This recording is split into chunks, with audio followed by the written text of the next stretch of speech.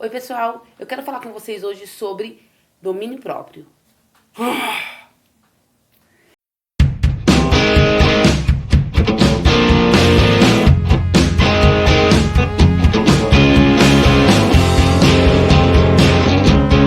Domínio próprio é uma das partes que compõe o fruto do Espírito, que contém 9 partes. Ele é a última, mas não a menos importante. Em Gálatas 5:22 diz assim: mas o fruto do Espírito é amor, gozo, paz, longanimidade, benignidade, bondade, fé, mansidão e domínio próprio.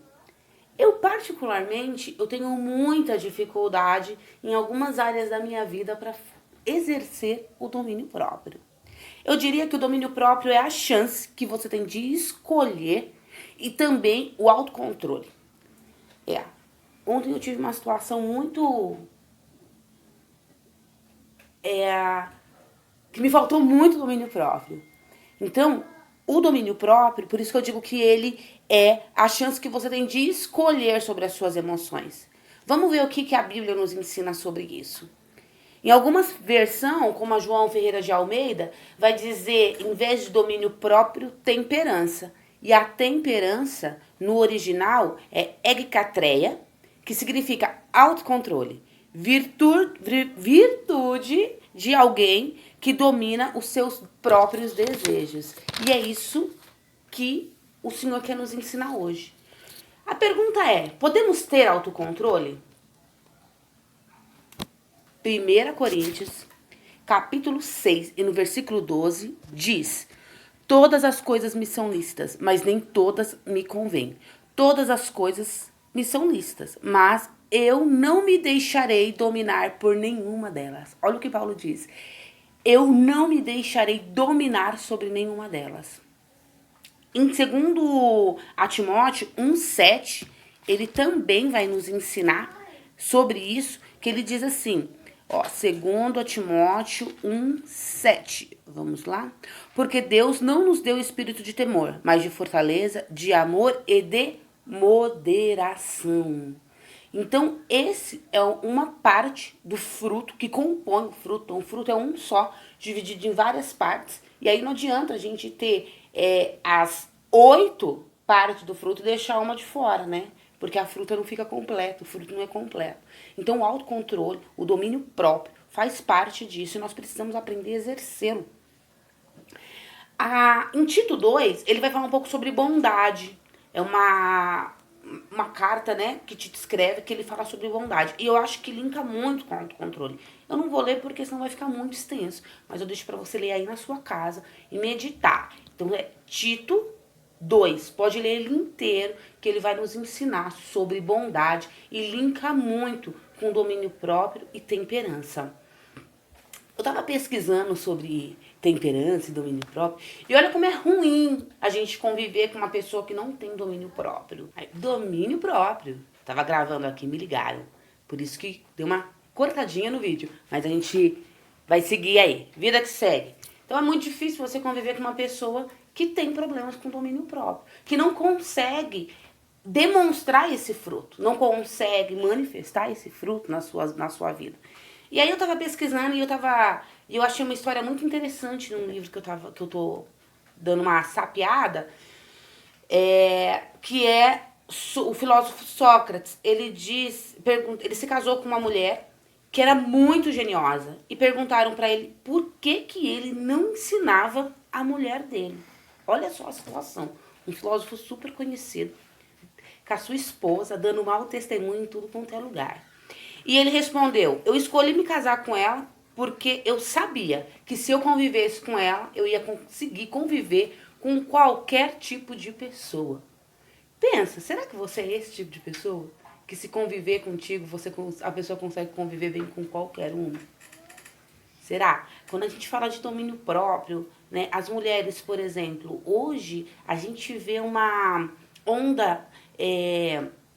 principalmente, né, assim, na igreja, que as mulheres têm tomado suas posições de maneira enérgica e às vezes anulando até a posição do seu marido, que é o sacerdote. né? Mulheres que não têm temperança, que não têm domínio próprio, que gritam, que falam alto, que respondem os seus maridos a público, o marido passa vergonha, né? Tudo o contrário do que nos ensina em Provérbios 31. Então é hora da gente analisar sobre isso, né? Nós temos que ter autocontrole, domínio próprio em tudo. Nas nossas emoções, no nosso casamento, no dinheiro.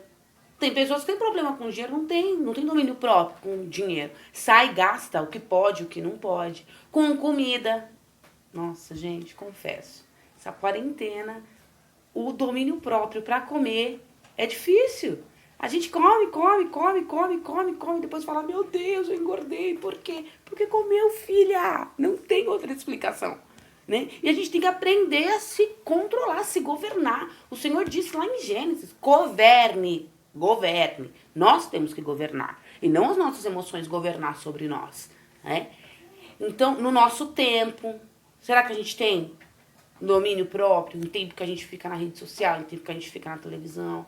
Será que a gente consegue investir tempo em família, rir, passar tempo? E tudo isso que eu estou compartilhando com vocês é algo que fala muito comigo. Porque eu tenho muita dificuldade em tudo isso que eu compartilhei com vocês. Então, a gente vai passar rapidamente algumas instruções que o Senhor nos deixa para a gente finalizar.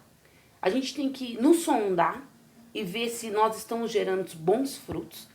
Se nós estamos gerando os frutos que está em Gálatas, né, que diz que quanto a esses não tem condenação alguma, ou a gente está gerando aquilo que não vem do Senhor. Nós temos duas opções, ou nós geramos o fruto do Espírito, que é o que agrada a Deus, ou nós temos a manifestação daquilo que vem do diabo. Não tem são duas, né? Não tem ali a linha tênue e nenhum meio termo. Então vamos dar uma passadinha pela Bíblia e você não esquece de meditar em Tito 2. Depois você vai falar para mim, Vanessa, mas Tito 2 fala sobre bondade. Pois é, e a bondade está totalmente ligada com a temperança. São algumas instruções que Tito está deixando. Então vai lá, se liga lá, pega ponto a ponto, anota, medita que você vai ver que você vai aprender muito sobre temperança. Ok?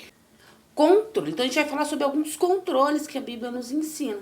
Então a gente vai falar sobre, aprenda a calar-se.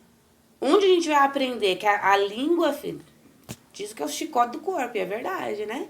E o Senhor nos adverte disso lá em Tiago 3, 2, do 2 ao 11. Medita também, anota aí. Eu vou deixar as passagens aqui, você anota em casa e vai acompanhando com a sua Bíblia, tá?